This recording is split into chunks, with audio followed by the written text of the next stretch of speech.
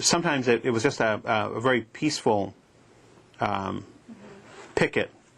Other times we were in a way more coercive.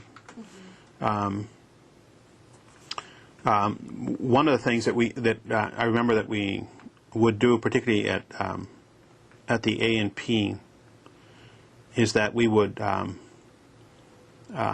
go in and get a grocery cart. We'd pack this thing, and we already knew that they were selling non-union grapes, but we acted as if we didn't know. So we would pack this thing full of groceries and get up to the cash register and then ask the cashier about grapes, and they didn't know, so the whole line would stop, and they would have to call the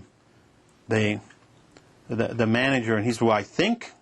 Initially they say, I think we're selling. Then we would ask the produce guy to come, and he would come out, and then he'd say, no, this is to show us the box, and unless it had a union label, then if they didn't have a union label, we just threw the cart, and we left it. I mean, but it was the way of disrupting.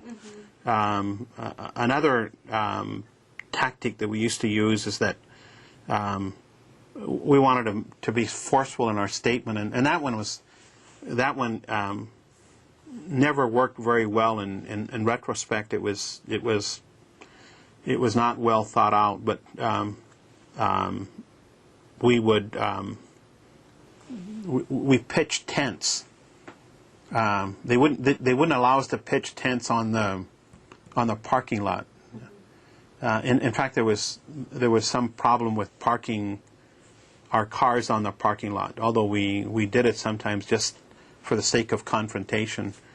But we came up with the idea of trying to make a 24-hour statement to these stores. So you just imagine a Seattle winter with cold and rain, and we're out there trying to sleep in a tent. And those were not effective ways of getting the message across. The people would go by and sort of ridicule you and so forth. But we used a variety of ways of getting the message across. I remember one that was very successful on the Safeway Market the store. I think it's still there. It's the street west of University Avenue. What street is that? Brooklyn. The Brooklyn store. That was one of the favorite stores to picket because a lot of students went there. I remember Dolores Huerta came and picketed on that one evening. I think we still have some images of that, but that was an easy one to get at. The University Village, people were very open to us. It's when you went to Mercer Island and you went to Bellevue, you ran into problems. If you went to the South End, where union communities and labor, they were supportive as well.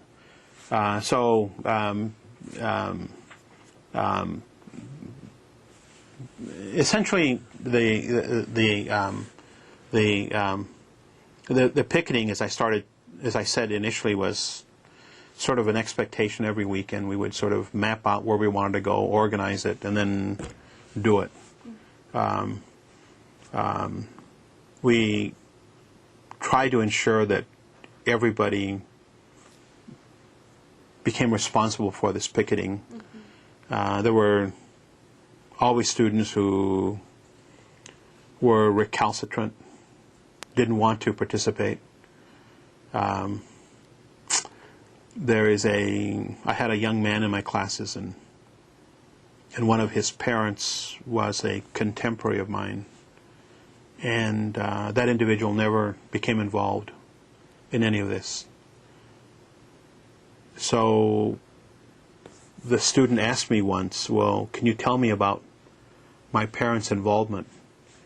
And I had to be truthful. I said, well, your parents were not involved. And this was an incredible period of time in U.S. social and political history, and to sort of as a minority to stand on the sidelines and not be part of this, to be a young person and not be part of this, is incredible in retrospect, because everyone is caught up.